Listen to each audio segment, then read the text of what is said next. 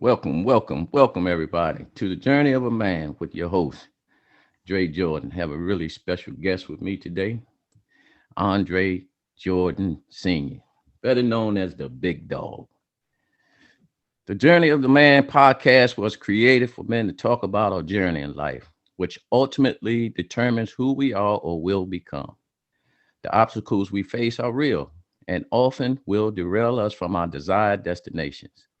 This podcast gives us a platform to express ourselves about our journey, about the journey we have experienced, our upbringing, relationships, marriages, fatherhood, careers, finances, spirituality, divorce, co-parenting, and hopefully bridging our support for one another while respecting and uplifting of other men and women.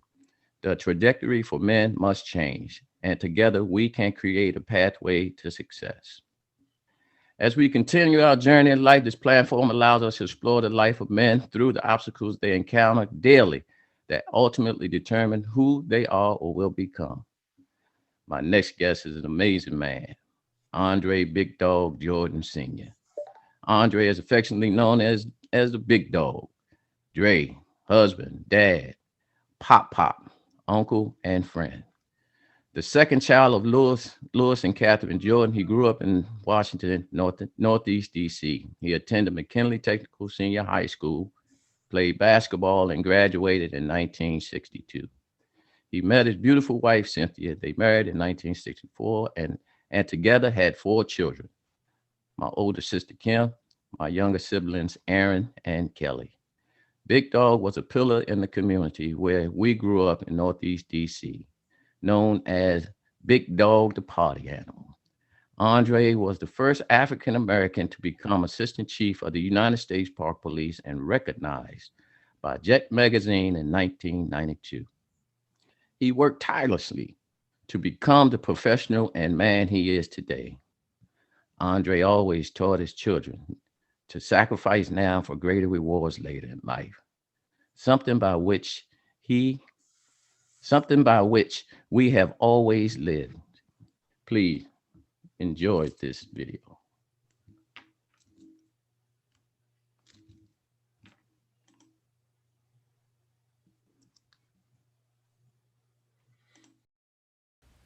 It must have been cold there in my shadow to never have sunlight on your face. You were content to let me shine. That's your way. You always walked a step behind. See, I was the one with all the glory, while you were the one with all the strength. Yes, you were. Only a face without a name. I never once heard you complain. No. Did you ever know that you're my hero? You're everything I would like to be.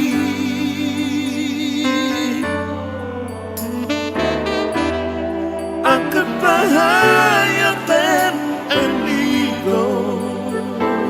Yeah, yeah. 'Cause you are the wind beneath my wings. Yeah. It might have appeared to go unnoticed, but Daddy, I've got it all right here in my heart. Yes, I can say, and I want you to know, I know the truth. I know you know the truth about it. I know you know the true now. I would be nothing, nothing without you. Did you ever know you're my hero? Yeah, yeah. You're everything I would like to be. You're a part of me. You're a part of me. I could fly higher than an eagle. Oh, 'cause you are the wind beneath the old man's wing. One more time, yeah. You are the wind beneath my wing, my wing. So Daddy, I remember you up on the stage singing your song now. That's why I used to take you and your brothers on the road. I used to carry y'all along. But now I'm glad we can stand up and sing it together now. Dad. Yes. You are the wind beneath my wings. You are my hero. Well, thank you. When I first put that together, man, I could not hold it together as far as being emotional about it. And I know your boys always tell you that we love you and how much you do for us. But I just want you to know that you are my hero. Well, thank you, son. And I'm glad you got your mask on, because that's what we want to promote. I'm gonna take mine off though, because I've sanitized my area. Okay. Yeah. I thought that was the alert when you put yours on. No, just want to let everybody know to continue the mask up. Continue to keep everybody safe. Keep everybody safe. Just because this vaccination has come out, doesn't prevent you from getting it. It just lessens the reaction to the coronavirus. Prevent people from going in the hospital. And for those who didn't get the vaccination, and if you do have the coronavirus, you're still able to transmit it. So let's continue to practice safe distance, wash our hands, and wear our masks. Thank you, Dad. Thank you for joining me, man. We get ready to take them for a little ride. Man, you are the wind beneath my wings for sure. Always, you somebody I always emulated who I wanted to be. And I don't even know if you know, but even right now today, so many of my friends come up to me and say how much you have done for them. When I had Stan on, after we finished interviewing, I asked him, I said, man, who mentored you? And he said, believe it or not, your father, man. He said he was a great example for me. And, just growing up in that neighborhood, that's what you've done. You were the pillar in that community. You were the police officer. You were the party animal. That's what everybody appreciate about you, is that you just didn't wear that badge. You smacked plenty of young boys in their head, in the head, and told them to go home, or stuck your foot in their hind parts and told them to go home. And if they got a problem, tell your mom and daddy come see you. But I think that's what we're missing nowadays with our younger generation now, Dad, is because the younger men, they're so lost. And this is the reason why I launched this podcast, just to hopefully we can engage the younger generation so we can change the trajectory in their life before they start running into these obstacles in life, and just to get them to realize how much of a king they are.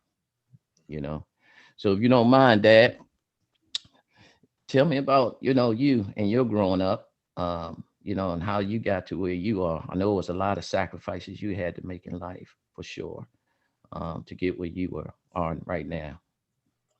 Well, first and foremost, before I launch that, Dre, I want to say how proud I am of you, because I have so many of your friends come to me and tell me about the things you do for them and what a great friend you are. Wow. And Thank you. you know, and when you were growing up, I used to have to tell my father, I gotta keep my eyes on that boy. And Dad said, Dre gonna be all okay. You watch Aaron. So I always remember that, you know.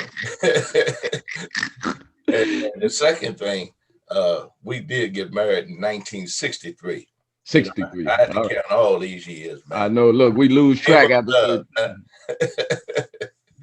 yeah.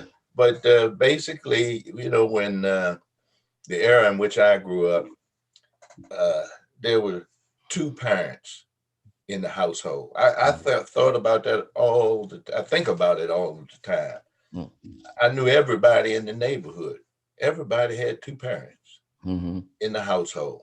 Mm-hmm. We grew up in the Langston, Carver Terrace area Mm-hmm. of Northeast Washington. Uh, we had many friends who lived up in Langston, who was the first segment of the Langston Carver Terrace section. That building was 1939, and then the developer Stuart E. Proctor, whatever, he was the manager, and our segment was built in 41. And in that particular era of my life, in which they say from 2 to 6, great measure of what you're going to become. You learn everything you need to know between the ages of 2 and 6. And as I reflect on that, I think about my first benchmark in life. I was about 4 years old because I couldn't even cross the street, Mom. That was the rule. You could Mm-hmm. go out and play along the sidewalk in that one block of H place, Mm-hmm. but you couldn't cross the street. I was standing out on down about 2 apartments down, and I looked up and I saw little Allegra Jackson, Miss Martha's baby girl, had somehow wandered out into the alley. And at that point, I was hollering to her, saying something to her, and I saw this car drifting down behind her. And that car smashed her right into the wall of that alley apartment and killed her. Mm. And for I don't know how many years, all I could vision was Miss Martha picking her daughter up, blood everywhere, crying, screaming, you know. So, I mean, I guess that was my first exposure to empathy and grief, you know. Mm-hmm. And then the second building block, I think, was Santa Claus bought me a brand new sled. Man, everybody was going down the hill on tops and, you know, blankets, sheets, whatever. I had a brand new Flyer. Never will forget it. And my dad said, we all going over to the playground. I mean, over to the schools, you know, over there where, Brown was and Charles Young and all that hill over there. But there was no hill like 19th Street. It was one way going north. I said, okay, Dad. Shh. I watched Dad turn the corner. Soon as he turned that corner, I headed up 19th Street with my brand new sled. You could ride from Maryland Avenue, where we walked all the way up and started, and you could go all the way down for blocks to Benning Road, flying. Well, lo and behold, I went on up, and I had to be no more than about 5 years old. And I came down 19th Street thinking Dad was gone. No, Mom was at work. And when I got to I Street, something snatched me right off of my sled. And as my sled continued, a car drove right across I Street and crushed it. Because I Street was one way north. Didn't nobody, what was one way north? Everybody that crossed the intersection looked to the south for oncoming cars. not no sled coming down the wrong way, you know. And at that point, I guess I was exposed to punitive damage in the all around my body. And then I remember for a week just standing in the house looking out at everybody else playing, you know. So that was a learning experience there. Then the next thing I recall in the building block of my life was me being about 5 years old, same age, and a larger fella hit me, and I ran home crying. And Dad was coming out of the apartment, and he stood down. And he said, "What's wrong?" I said, "Babe hit me, hurt me." He said, "You go back and you fight it. So you go back and just hit him as hard as you can." And I did. And from that point, I learned that anytime somebody's going to whip your ass, you always fight. Always. That carried that principle all the way through life. Right? Dad did tell me that. He said, "No." He said, "If you run, they're just going to have fun hunting you down." Okay. So, you know, that was another learning experience. Now, all this before 6 years old. And about 6 years old, I was home, and my brother was come home and have to stay with me after school. So this particular day, I decided to hide in the back of the bedroom and scare him. And when he came home, I was quiet. He was calling out for me. I wouldn't answer. So he became frightened because he could see somebody had been in the house. He thought it might have been a break-in. So he went upstairs and got Mr. Johnson. And little did I know that's what he had done. Mr. Johnson came in ahead of him to see who was in his bedroom or in the house, had his piece in his hand, had his little, his 38. And when I heard them approach the door, I jumped out and said, "Boo!" And Mr. Johnson almost shot me. This Mr. Johnson turned out to be Fire Chief Johnson later on. And every time he used to see me, he just shook his head, you know, he shook his head. Then, of course, Dre, we went to now segregated schools at that point in our life. So I went to Colonel Charles Young Platoon School, which was the elementary school over there in Langston. Colonel Charles Young happened to have been the chief of the Buffalo Soldiers, actually the commander of the Buffalo Soldiers. And then he later became the first superintendent of parks for the National Park Service. Unbelievable. But over there, it was a great learning experience.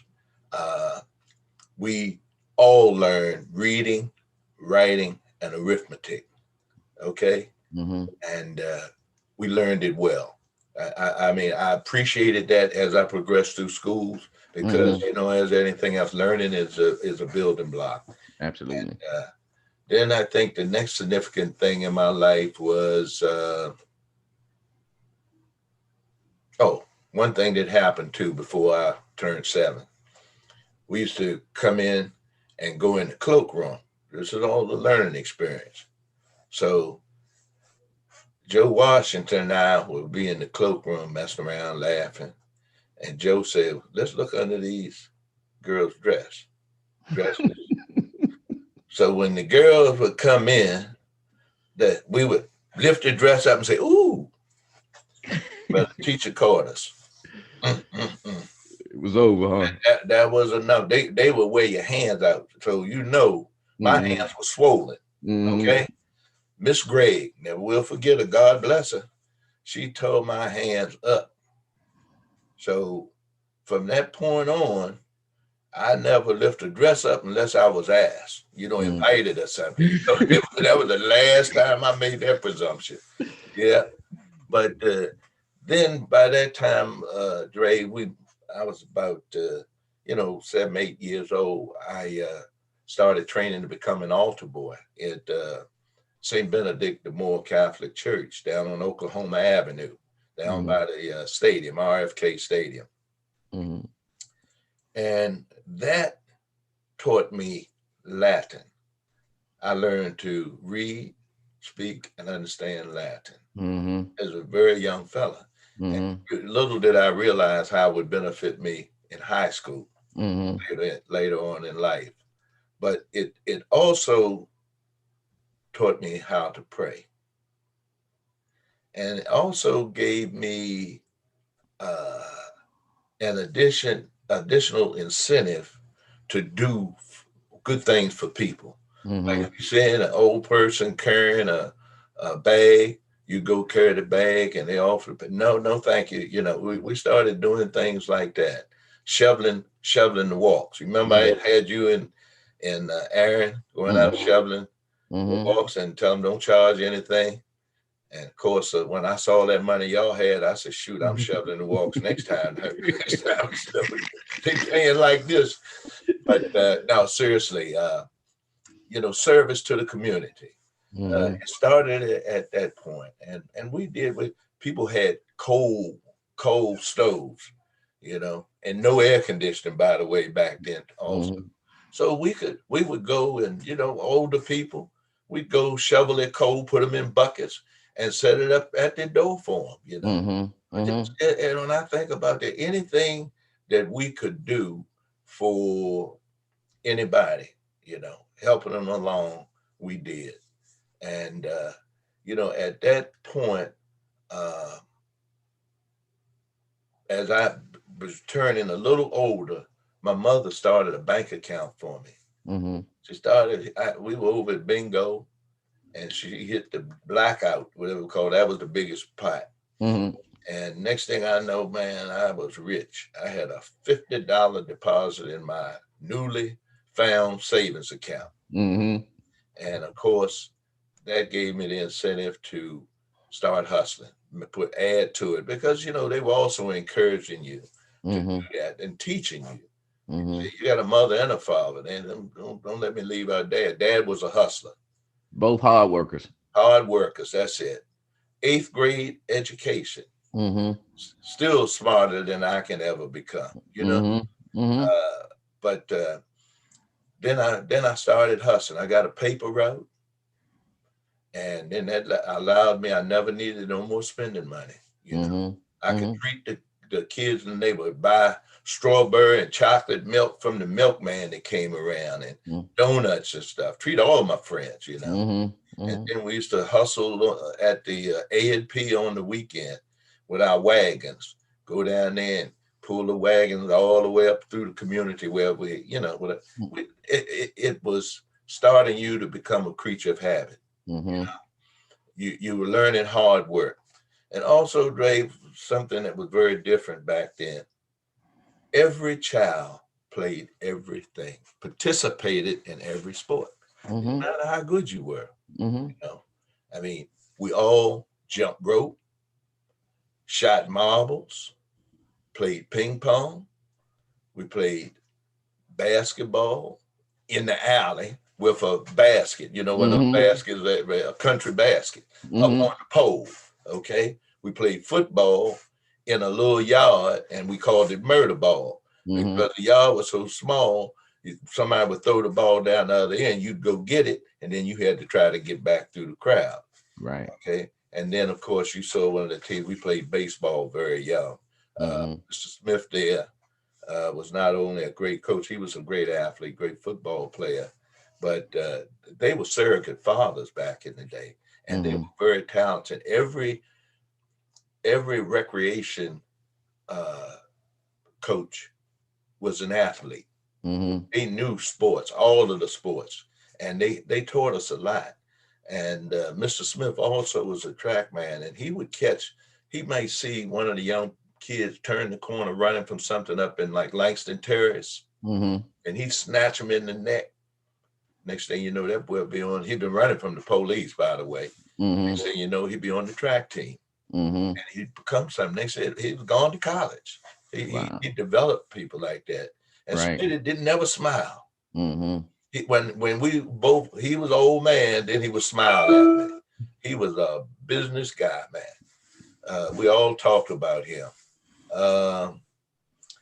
And then I think after that experience over in Northeast, made a lot of friends. All the athletes grew up over there, because you got to remember, it was so many people that I knew in high school that went to elementary school way over there, and they lived all over the city. But that was because of segregation.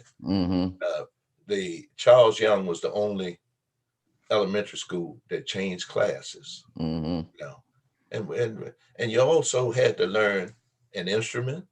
Everybody had to learn an instrument, and you learned to dance. Even if it was square dance or rapping the maypole, you had to dance, you know. and we all learned tumbling. It's just amazing the effort that they put into the schools at that time. So anyway, in '57, we were fortunate enough to Blockbuster up in Riggs Park, and move up in Riggs Park, and that was my first experience with white folk, so to speak, you know. And because I could play ball, and I could fight, by the way, that Joe Louis was the champion of the world. So everybody tried to be a Joe Louis, you know, in the community. Yeah. So, but there were some very decent folks up there, you see. And I made the baseball team, which I didn't realize it. It was a different league. It was the Babe Ruth League. The blacks played in the Walter Johnson League, and the white boys played in the Babe Ruth League. And of course, I was the only black until later the next year. I think Bronny Hart came into the league. But I want to just say that here I am, but 13 years old, and that was the first time I faced discrimination. We won our league. We were doing a playoff, because the playoff was across the whole United States. And we went to Virginia Beach for our next round, the regional playoff down there. And they wouldn't let me in. Would not let me in. So we had a coach, thank goodness, that shut it down. He refused to play and made the whatever contacts and whatnot. And so we left there. They disqualified that region. And the next time we played was at Griffith Stadium, right there in the big house. You know? But so that was another learning experience, a building block in my life, you know. Then, of course, I was thinking about Taft. They had great teachers there as well.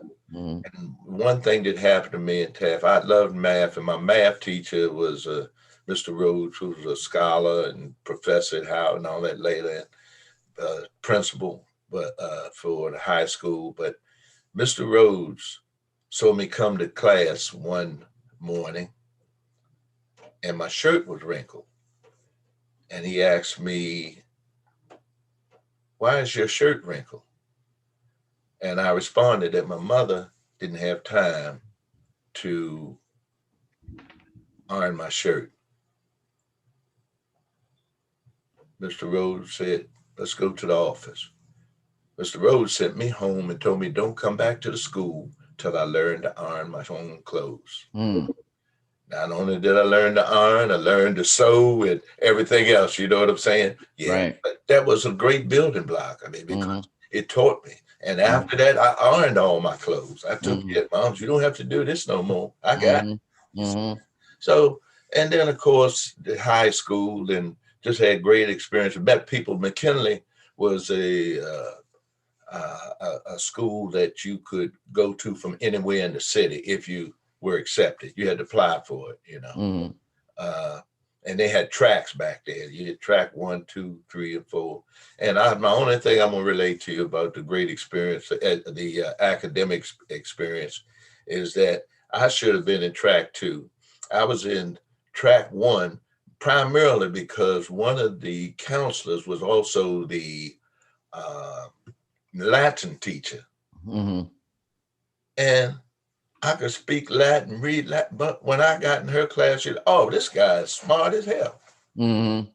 Come on, she ain't know nothing about my other, struggles. Mm-hmm. Put me in track 1, but I met some great people. They're still my friends for life, Mm-hmm. and they helped me. They Mm-hmm. helped me achieve. Where they knew I was struggling.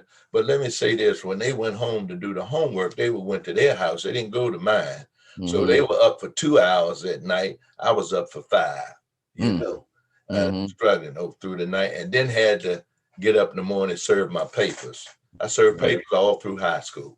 Right. Had a hell of a route, Mm-hmm.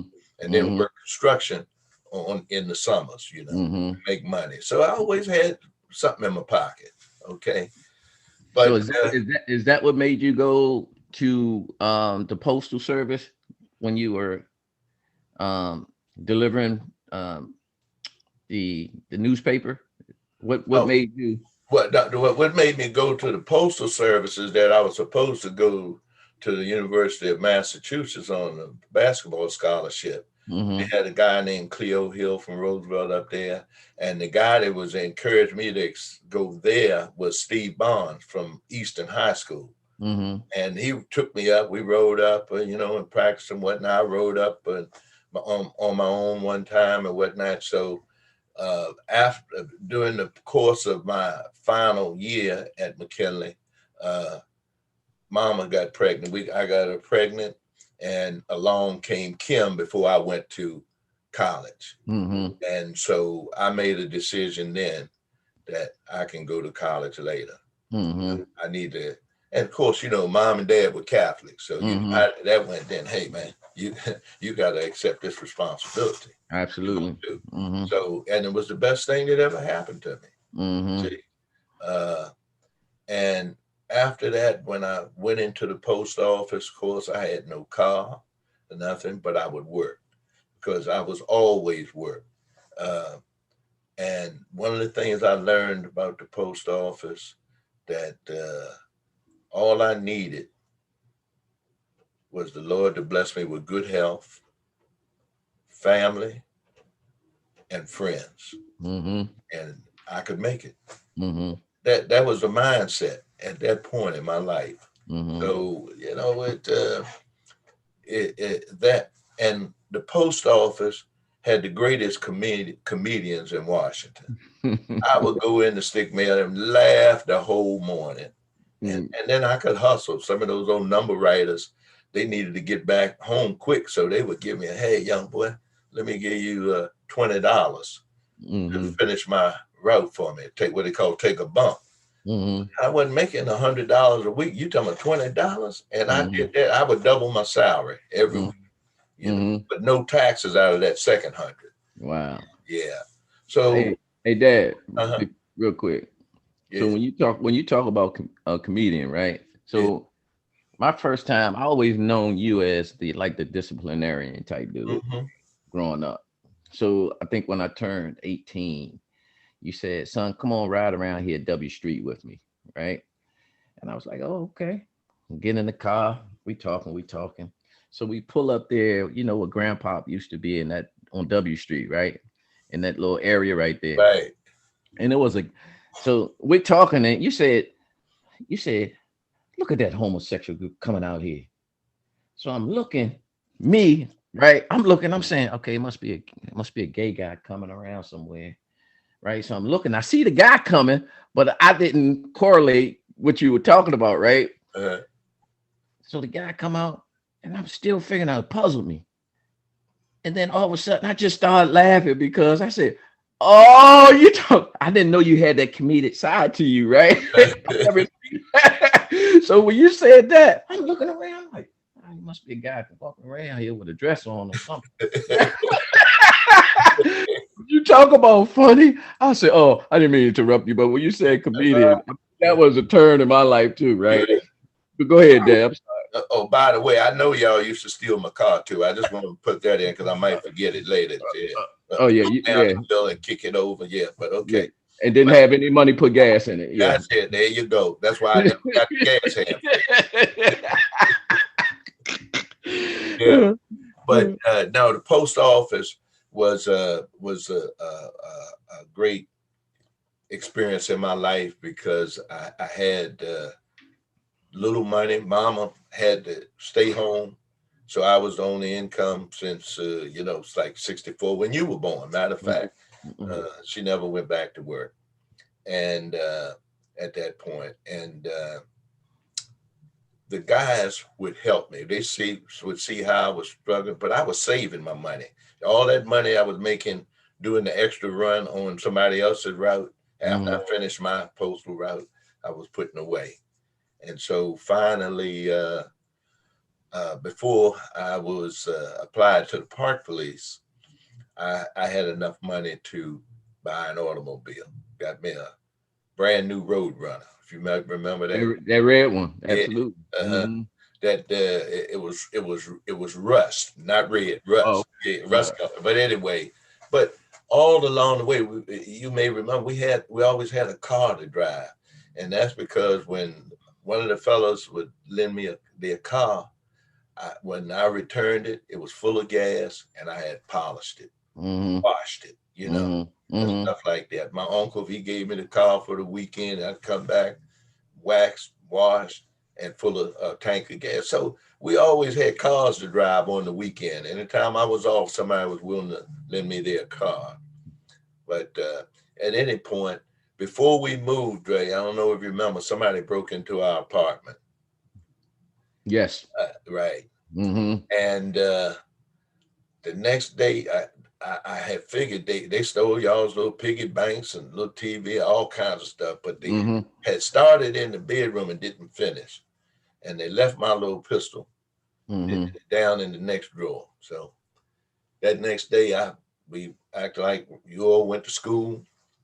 Mama, I would act like I was going to work. We all go with Miss Cooks, I think. So anyway, I left, act like I was going to work, and parked my car up in the village, and came back and had arranged with the ladies downstairs to let me in.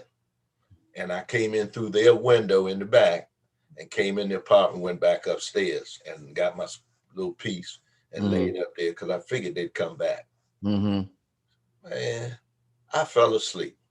Then I heard the door say boom, and I woke up and realized that was somebody at the door inside.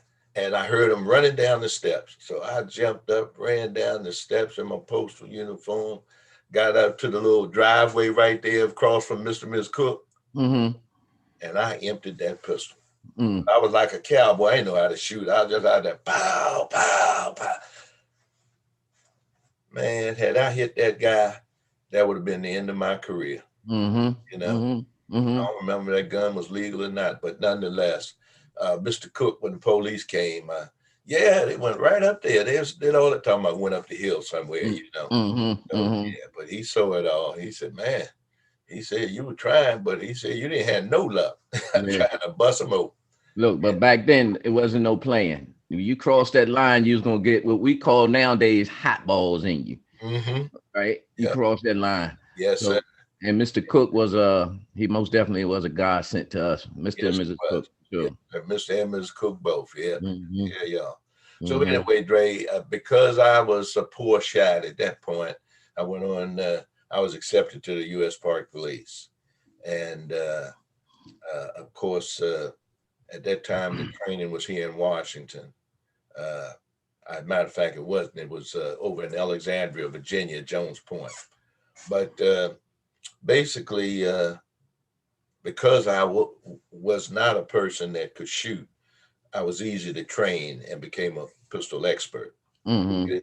So at that point, then being athletic after I was on my probationary year.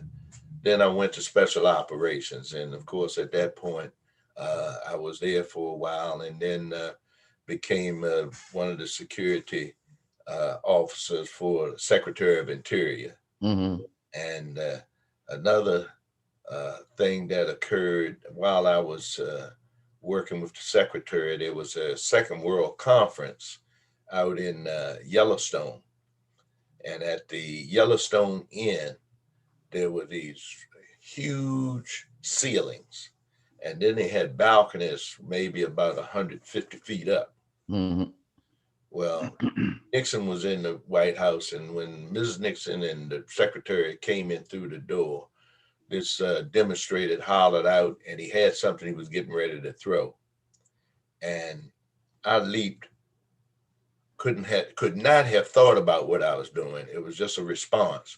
And I leaped from one balcony across over to the other balcony and barely made it.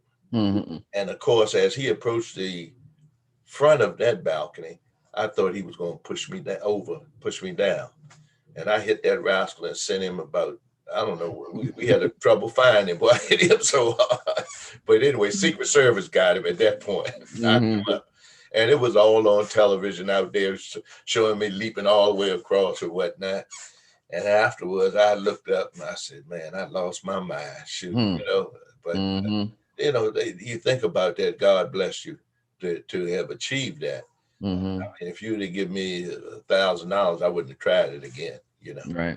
Right. That's what happened. While when you were, I don't know if you were ranked at the time, but you might have been a detective. And I remember one day on the porch. Did you get shot one time? Did you ever get shot? No. I remember on the porch, I thought maybe you had gotten shot, right? And maybe got grazed by a bullet or something. No? I don't know who that was. Maybe it might have been a partner of yours or something, but that's something that I always remembered, somebody getting shot. They were with you. I think you were a detective. Yeah. Well, at that time, let's see, guy tried to do Ron Dendy. Remember him? Mm-hmm. Ron Dendy. You might have been the time when we were trying to execute this arrest warrant on this guy over in Northwest. And he was leaping all through buildings and whatnot. Mm-hmm. And he had thrown lye on his girlfriend. Mm-hmm. And he was crazy. And the guy had eluded us. And when he came out, he was out on the ledge, and he had his gun getting ready to shoot me. Mm-hmm. Because he said he hated cops. Mm-hmm. But he said he recognized me because I had locked him up before, and before he went to jail, I let him drink some of my scotch. That's true story. True story. He said, the only cop I like. He said, I killed your ass if it was up. But no, I can't remember any of us getting shot. Fred Cunningham became a partner too. And Michael John Kelleher, you remember him? The biggest and the ugliest white man in America. But he was a heck of a cop. Yeah. When we go to Alexandria, we go over to Virginia, he get in the back seat. And when we do round Washington or in Maryland, we get in the back seat and he drives. So we had a lot of fun. Right. Well, yeah. I know by you being with the park police, I know it was predominantly white at the time. And I know that it was a difficult time for you. I don't know if it was racism, but it was a systemic issue with the park police of promoting African Americans at the time. Oh yeah. Well, the park police, I got hired primarily because they were under court order to hire African Americans, And of course, as I said, I learned that, and older people told me that, you got to be better than them, and you have to work harder and study harder. And that's what I did, and came out. I think it was like number 2 or 3 on the sergeant's list, and I had the opportunity to go to San Francisco with my brother, so I figured we'd all move out there. But the first superintendent of New York, Gateway National Park, National Recreation Area, which was from Boston, New York, New Jersey, all up in there. It was a guy named Herb Cables, and he called the secretary and the director of the park service and told him, look, y'all don't send me some black people up here. You can take these park police and take them back to Washington. And then he called back and said, no, just don't send me no black officers. I want black supervisors. And that was it, boy. They sent me right to New York. Yeah, I remember that. Yeah. I remember that. They sent me to New York, Al, and a couple of others. And of course, that was a great experience. I got 10 years of experience in New York in 2 years. Okay. And, there was, I got to work the beach in the summer. And of course, they had the nude beach. Then they had the gay beach. They had the Jamaican beach. Then they had the the Hispanic section. They were all bays. Then they had the Hispanic bays, and then they had the African American bays, and then the rest was family all the way down. That was a wild assignment, but I never missed a day because I had fun every day. It was entertainment going to work. Man, Dad, look. So when you moved to New York, do you remember Vincent and myself coming to visit? Yes, sir.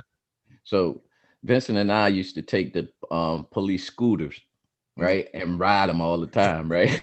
We used to take them all over the place, right? So one day, Vincent and I must have got into a little argument, right? And you came home and you said, I guess you was just tired. You were tired of Vincent and I. We were arguing all the time. But anyway, you said, bend over that sofa and pull your pants down, right?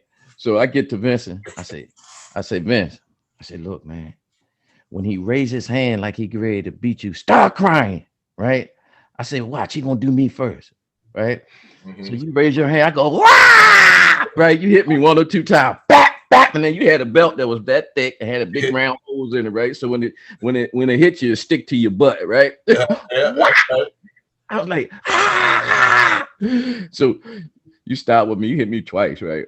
So you go over to Vince, I'm looking at him, his face like this, right? Because Vincent has never been beat before, right? So I'm looking at him, I said, oh God, this boy in trouble, right? You go up, you go, whap! You go, whap! You go, whap! I started crying for him. I said, ah, Dad! Stop, don't kill the boy. He and I both laugh about that nowadays because that was so funny. I said, well, you better start crying, boy. He's gonna get more hits. But he and I we used to take the police scooters, and ride them all around, Dad. That thing was so much fun. We used to do the best fishing up there on that dock. That's right. I'm telling you. But anyway, go ahead, Dad. I had to interject when you get to certain points. Yeah, that was it. But we grew up in the era of corporal punishment. And I had later on when Dad became handicapped, and I would carry him around in the van. We went to a funeral, and there was a bunch of ladies over in the corner looking over at us and laughing. So my dad said, Trey, push me over there in that corner there. See all them hens over there cackling. Let me see what they talking about, And so Daddy went over there. You know how he was. What y'all talking about over there? Goddamn, you heifers. And we were over here just having a conversation about the old days. And we were trying to think if it was any one person in the neighborhood that hadn't beat Andre's butt. They could do that. That's what anybody would tell you. They catch you wrong, tell your hind pass home. Tear your butt up and send you home.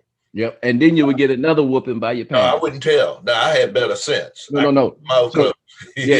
Growing up in Northeast, right? That's how it was. Yeah, that's right. Everybody had permission. Now, I remember back in elementary, McLeese, our coach McLeese, right? All right. Oh, Mike. Mike come to you, he said, Dre, he said, look, your son, pretty good ball player, but I'm going to have to knock him. I'm going to have to knock him across his head a couple of times. I just want to get permission. You said, you knock him across his head. I'm like, and then if he act up more, you send him home to me, right? So my Gleese used to pop us all the time, but that's, I mean, Right. unfortunately, we can't do that nowadays Uh, because right. these kids are carrying weapons. You lose your life nowadays, popping somebody in the head, or even trying to talk to them, trying to get them right. That's the unfortunate thing with today's society. But back in the day, yes, I would walk up the street and they catch you doing something wrong. They'd pop you and say, and I'm gonna tell your father, Mm-hmm. right? Or I'm gonna tell your mother as well. And then we get home, and if it was egregious, we would get another whooping at Right. home. That's You right. know, so but yes, absolutely. That's I mean, it was beautiful back then because it Yeah. was a village. It's a community. Yep. Community. Love of Hmm. community. Love of Hmm. family. Love of your friends. Yeah. Absolutely. Yeah. Absolutely. Yeah. Well, Dre, I'm gonna be brief about this, but the things that I encountered in New York. Now I have an all white command, Hmm. stuff, and I found out those boys didn't have the heart that we had. Like Hmm. it was trouble down on the beach, like the Rastafarians at that time. Rastafarians uh, were shooting the police up in New York, and Hmm. the mob was, knocking them off, and the mob was paying all the cops up there. Was nothing but some problems in New York, and Hmm. then New York went broke as well. See, that Hmm. was from 75 to 77. Hmm. But yeah, I went down one time to quell a disturbance down the beach in the Rastafarian section, and the problem had spilled over into the adjacent uh, uh, beaches. They weren't really beaches; jetty. They were marked by jetty areas, but everybody knew where to go. So I went down. I told them I'm taking the squad down with me because I need a backup. So man, I started walking down this on the sand and kind of looked to my right. Where's my squad? And I kind of looked over my shoulder to the left. By that time, I was too close to the Rasta huddle, to the Rastafarians to turn and run. Hmm. So I just went straight up in there, Hmm. and they got to laughing. They like, this guy got to be crazy. Hmm. And I just told them I want to talk to the Rasta man. Hmm. And I heard that guy something in the back said, bring him here. Hmm. And they open up, man. You talking about stink? I'm talking about the smoke. That ganja, whatever they call it for, it was reeking. But nonetheless, I went and talked to the Rasta man, and he laughed at me, And I told him, I said, man, I need your help. I said, you see what I got up there? He's laughing about it. So, the, by the way, they went back to the boardwalk. Now Hmm. I'm their supervisor, and they Hmm. abandoned me. So Hmm. the short of the story is that he looked me up and down and he said, man, this guy is okay. He's different. Hmm. And I told him, when I need help, I want to call on you. Hmm. They were my police. I deputized them almost, at that point. Right. So Right. that was the situation. Then, of course, locking up John Gotti he was the head of the family then. He was the big mobster. Hmm. And he locked up his son. And then when he came to the station to get him, all these black limousines. See, Hmm. I'm just up from New York. I didn't know what the hell was going on, Hmm. and those are the boys. And same thing. The boys had took flight on me. Hmm. I'm already down halfway. I'm out in the open. So when he pulled up, I seen the car doors jack open like, and the window cracked. I said, Mr. Gotti, been waiting on you. Come on in. And I turned my back and walked. And I mean, that could have been it. Hmm. Because the crew was with him. Hmm. I said, come on in. Your son's inside waiting on you. That's what I Hmm. said. And that was it. So those were great experiences for me to have. And not only that, we were both Catholic. So we were going to the same church at Flatbush, and he Hmm. couldn't pay attention to the mass and keep turning and looking at me, staring me down. Hmm. But anyway, that was a building block, great building block. And then from New York, I came back to DC, and and of course became the field command and was all over the city. But one of the other experiences that I learned up in New York is that every white man isn't your enemy.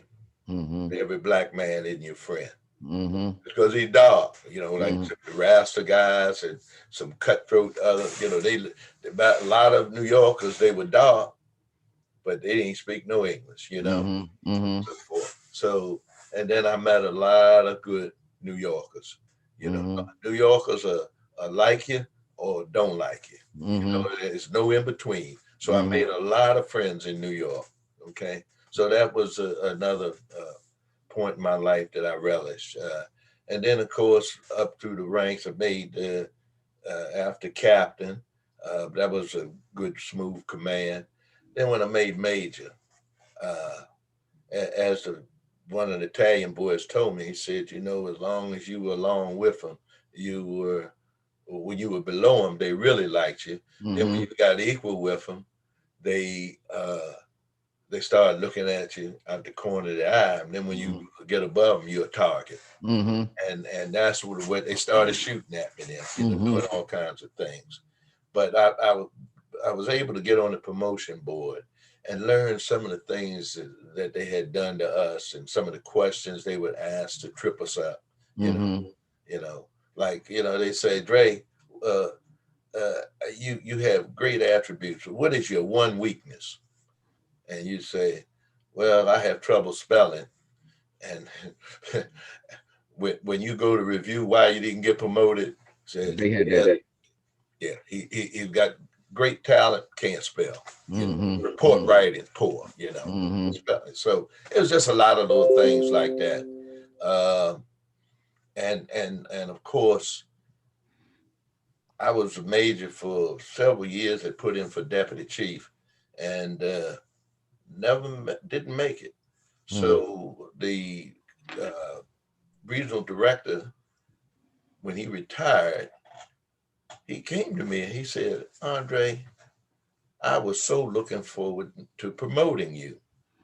He said, why you never put in for deputy chief? Boy, that was it. Mm-hmm. That set me on the warpath. I said, okay, now I know what time it is. Mm-hmm. And at that point, I really started, you know, working the officials and whatnot. And then I had been the commander of training. Is another thing. I couldn't understand why the blacks, the sergeants, couldn't get promoted to lieutenant and lieutenants to captain.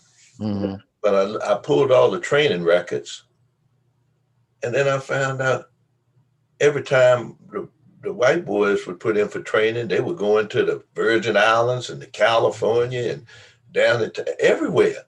But when the brothers put in for training, they'd stamp it insufficient funds. Mm-hmm. So, you know, it was that. So that was one of the things I took over to the director. I said, this is what they're doing to us, you see. Mm-hmm. And then as far as recruiting and personnel, they would go to all of the schools up in West Virginia, place where the white folks were, and never went to any of our schools. Mm-hmm. And so I got the director to turn over recruiting to me. And Mm-hmm. then we went down through all the historically black schools and whatnot and started. They were bringing brothers, sisters up by the busload. Mm-hmm. Yeah, we got them. So, Mm-hmm. so that was a good thing, you know. Thank God I was in that position. And so instead of putting in for deputy chief next time, I put in for chief. Mm-hmm. And they said I couldn't do it, so forth. Well, I had a resume you couldn't believe. I mean, you know, by that time I had been all through the FBI Academy. Then I Mm-hmm. went back to the FBI Leadership and Executive Management Academy, Secret Service, Drug Enforcement. I mean, it wasn't nothing. I had been to New York City Academy. I had been. I couldn't nobody touch me Mm-hmm. with the training, and that's how I got over. and I got promoted over top of my three bosses. Mm-hmm. Three deputies. I Mm-hmm. became their boss, but two of them took flight. Right Mm-hmm. away because they know I was going to bring it home to them. Right. Right. Yeah, but and then at that point, Dre, I had the command of internal affairs bring me all the records for the last 5 years Mm-hmm. because I said something ain't right, and sure enough, they were killing us. And then I Mm-hmm. found out that it hadn't been. Every time they claimed they fired a white officer, they gave him an opportunity to come back later, 30 days later, and resign, Mm-hmm. and he could go get another job. That was another thing I kept saying. How can this boy with his record go up and get a job somewhere else? Mm-hmm. Mm-hmm. So that was thank God I was in position, and that's why they say we have to have a seat at the table. Right. Yeah, because at that point I was starting to pick up on a lot of things, and then I Mm-hmm. got involved with the promotions and Mm-hmm. whatnot to try to get everybody through that we could get through. Help everybody we could help, and at that point, I think I started to appreciate uh, delayed gratification because I had been a saver, since a child. And when we moved from DC out here to Maryland, uh, I looked in my little cubby hole. I had enough money saved Mm-hmm. to buy this house and still keep a house in DC. So Mm-hmm. that again is a reason that everybody should understand delayed gratification. You Mm-hmm. just live on what you can live on, but you always got to save. Right. Save, yeah. So Well, you most definitely were a trailblazer, Dad, because I look at the United States Park Police now and see how diverse it is, right? And see how many African Americans are in higher positions now. mm, And the stress and everything that you went through just to get this going is amazing. So I take my hat off to you, man, because if it wasn't for you, that opportunity, it might have come just a little later, but it was because of you that you opened doors for so many African Americans, to come in and get the promotion that they deserve or get treated the way they should be treated within the park police. So yeah, I take my hat off to you, man, because that was something. the gratification is that you all have achieved. Mm-hmm. Proud Mm-hmm. of all of you. Mm-hmm. And of course, now we got two more in law enforcement, and with your brother and Karen Pooh, Mm-hmm. and Mm-hmm. they're doing well. They have really they have accelerated a lot faster in their rank than I did in mine. Absolutely. Yeah, Absolutely. and you, But Dre, it's same. trailblazers like you, Dad, that Yeah, made it possible for yeah, them. Trailblazers like you that made it possible for them, for sure. yeah. But as I said, it's such a great feeling when so many people approach me. Of course, I was just checking on the bars. You know what I mean? When I see your friends, and they would come to me and tell me about you. How good you were and how you would do things to help them and what have you. And there's one other thing that I failed to mention that was very important to me is that all of you were very manly, very respectful, Mhm, and people used to. And they were hard workers. I mean, y'all did your work at school and what have you. mhm, And I know you were exposed to the trouble. mhm, You know that, mhm, but we survived that. We survived mhm. that, and it's such a warming feeling, a great to hear those type of things. That man, your Dre is a great guy. So, But you know what it was, Dad, and I oftentimes reflect it. It was when we were growing up in Northeast off of 15th Street. You know, they used to call you the police officer, right? hmm And the thing of it is yes, Aaron and I both could have gone to the left very quickly, right? But the people respected you and respected us because we were always playing sports all the time. hmm And even our friends who were doing the dirt or went to the left, um, never involved us. Never involved us. When they were around us, it was just clean, fun, and it wasn't until we became of age that they told us why, right? Mm, Because they didn't want to face the big dog, right? that's And they respected us as human beings because of who we came from or where we came from. So, and I remember just a little funny, right? Thunder, right. right? So Thunder, German Shepherd, of course. Thunder was well trained, and Thunder was the curfew for many people. They if they wasn't in the house, and you had that set though. You told those kids if they wasn't in the house by midnight, Thunder will be out. And oftentimes for the kids who didn't obey, right, they would be on top of the backstop until you got home, right? Mr. Jordan, come and get Thunder, come and get Thunder. It was about 10 of them on the backstop, right? So, and Thunder was the type of dog that would escort women home Yeah. to their house. Mhm. Just that security of Thunder being there and walking them home from wherever they were coming from, Rhode Island Avenue, walking, and Thunder will walk them all the way home to their door and then come home. That was an amazing dog. That's right. I didn't know he was walking also to the bus stop in the morning. Right. I let him out of the back to go to the bathroom. He'd Hmm. jump the fence and come around and meet Miss Turner and all those elderly ladies still working.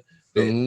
Miss Turner would tell me they get up to the bus stop and they tell the dog, Oh, go home, Thunder. And right, then going back down the street. right, Mm, right. Amazing, yeah, amazing. yeah, I tell you. Well, Dad, you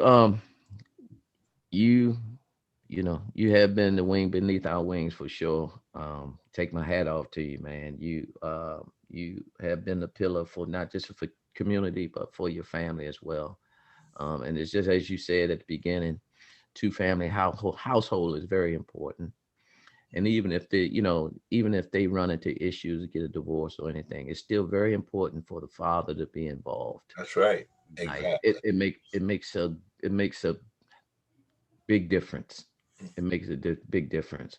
And just what can we do, Dad, to these? I mean, I know that you've been doing your part because you're just a well respected man throughout the community, throughout the DC DMV, should I say? Because everywhere I go, is somebody who come up to me and said, you Andre's son?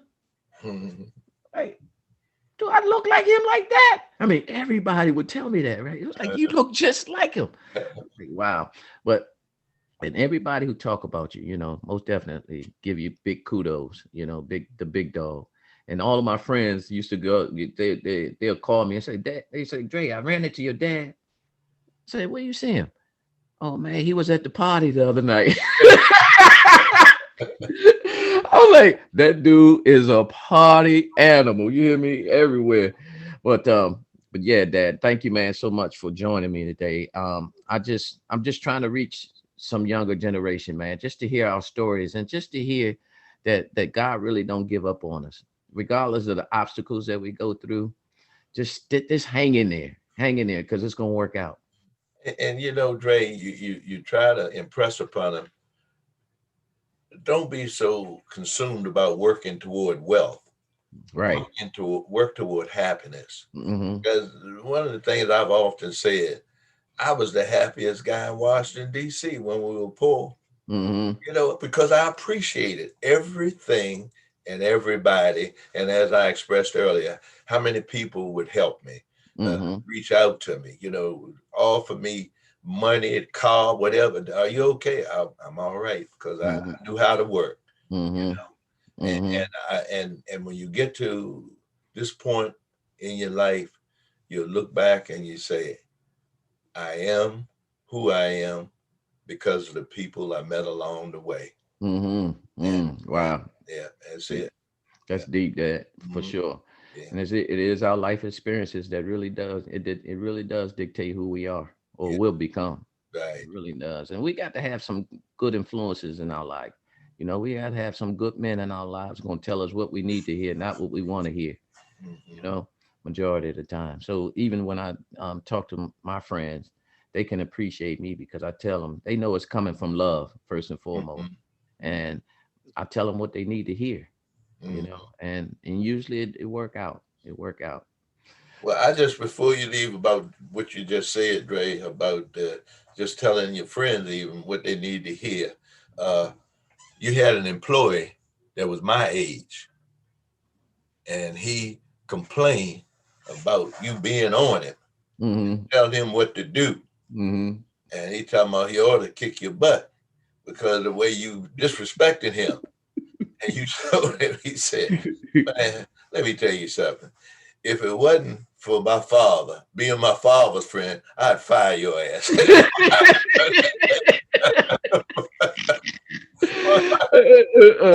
You told him that. I looked at that man. I couldn't sleep for the next day. I tried to lay down. I started laughing Oh my because he God. looked so stupid after you told me. I ain't say nothing else. Yeah, shit. You I want to tell you. sleep on the job, all that kind of stuff. Oh, man, Mm-hmm. we paying you. Go home. Mm-hmm. You want to sleep? You tired? Go home. Yeah. So you were Mm-hmm. principled, Dre. That's good. Yeah, man. And the only reason I lasted 35 years there, Dad, is because of, my trials and tribulations. And of course, from, just you guys kind of nurturing us and leading us along the way and giving us some principles that we never forgot, you know, and that's to treat everybody equally with respect, because how can you treat somebody with disrespect, but then you want respect? You know, Mm-hmm. I don't care what position you're in. And people oftentimes come to me and say, "Man, you superintendent, man, and you just the nicest guy. You firm, but you fair. You There you set go. expectations high. I say, yeah, only because I want you to achieve. I want you to be the best you. So, but yeah, man, that only comes from you guys, man. What you guys taught us along the way, for sure. Well, we're a family, and that's important. First and foremost, family, we're full of love. Yep, Not only absolutely. love of just our family, all of our extended family. Mm-hmm. Look at our family reunions. Huh? Right. It's Mm-hmm. unbelievable. Mm-hmm. Yes, Mm-hmm. indeed. So, well, Dre, continue your good work. I really celebrate you and your effort uh, in putting on the journey of a man. And, you ought to get your big head brother to help you out sometimes, to make you come through with something. Hey, look, one thing about him, he's always there. He's Yeah. always there. I can call him, man. I don't care what time it is. That guy is always there. Uh, So, he's funny. He's funny, man. We yeah. laugh all the time. All, All the all of y'all are funny. When I think of a lot of things. hmm Uh, like you all going down Ninth Street and all that stuff. I mean, I don't. Nah, that was McElwain, Dad. We don't leave that McElwain swerved up and down. He told me.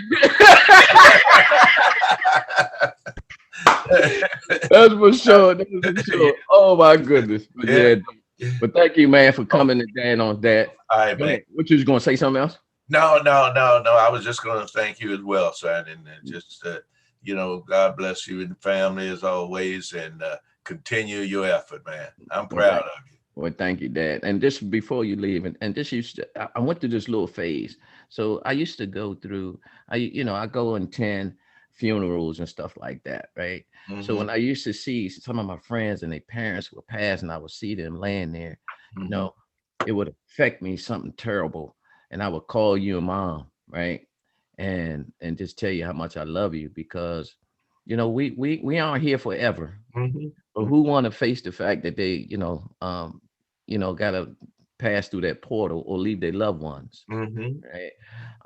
So I just, while you here, I just try to tell you, as you know, each and every time when you and I talk, we tell each other we love each other, for sure. Right. But I love you dearly, man, and thank you for all that you do and all that you continue to do.